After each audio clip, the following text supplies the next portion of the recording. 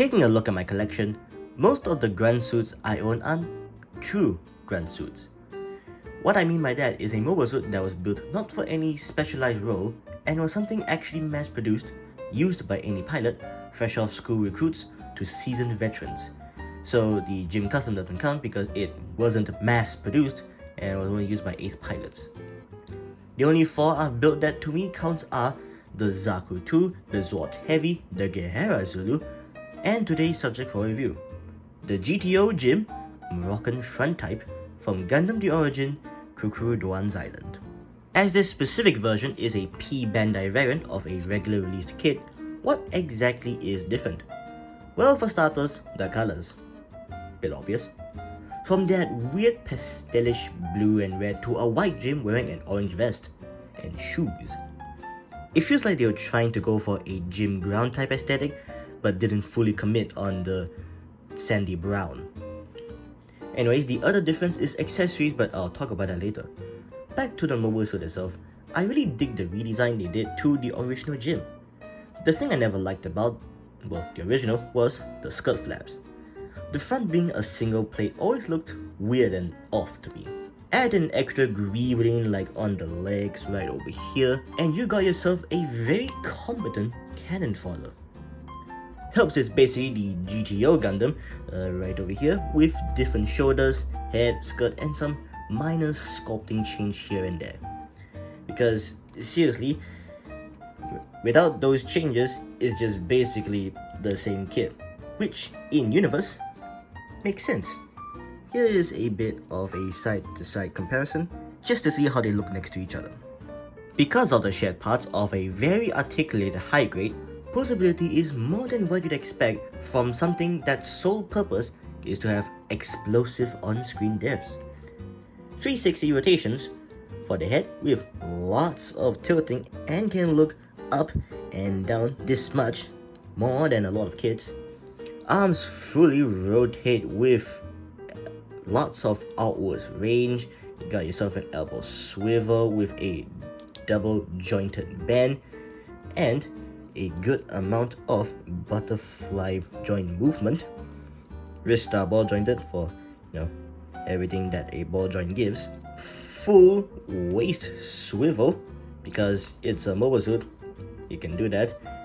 And a ridiculous amount of ab crunch because you totally need this much. Gotta be honest though, it's never a bad thing to have. Now, the legs go out and back this much, and once you rotate the side skirts out of the way, you get the full split right over here. You also get a thigh swivel, the double jointed knee band with shifting parts. Always neat to see, especially on a high grade of a cannon fodder. They are holdovers from that kit right over there, but still cool to see. You got yourself decent ankle with it. Actually, I think that's more than decent. This is good. With some slight up, a bit of down, but the toe bend helps extend it just a bit more. You can get some very expressive poses like this, for example, making use of the 2 beam sabers. Not really something you'd see that often. A gym standing like this, very human-like, dual-wielding beam sabers. Bit of a rare sight.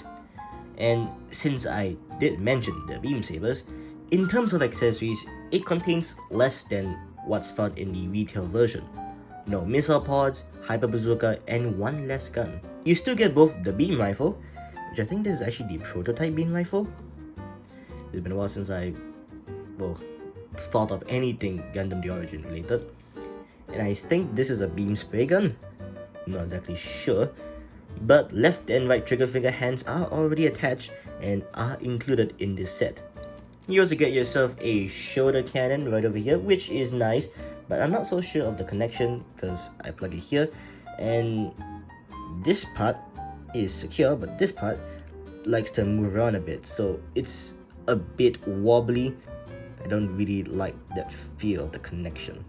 Anyways, you get yourself a shield as well, plugs in at the back, right at the back of the hands.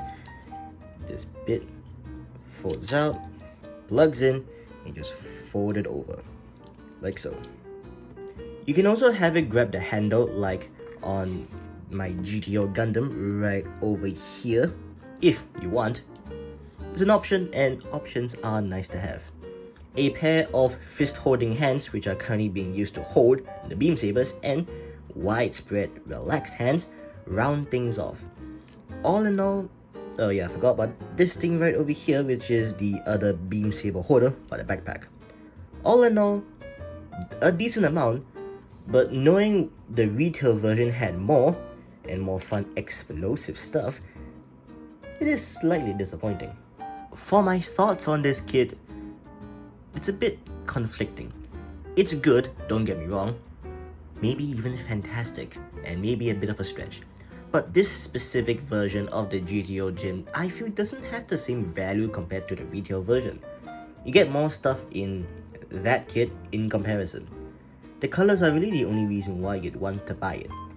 Basically, if you like this color scheme, I'd consider it, but it might be better to hunt down the missile pod / shoulder cannon version, because, well, having some missile pods is quite nice.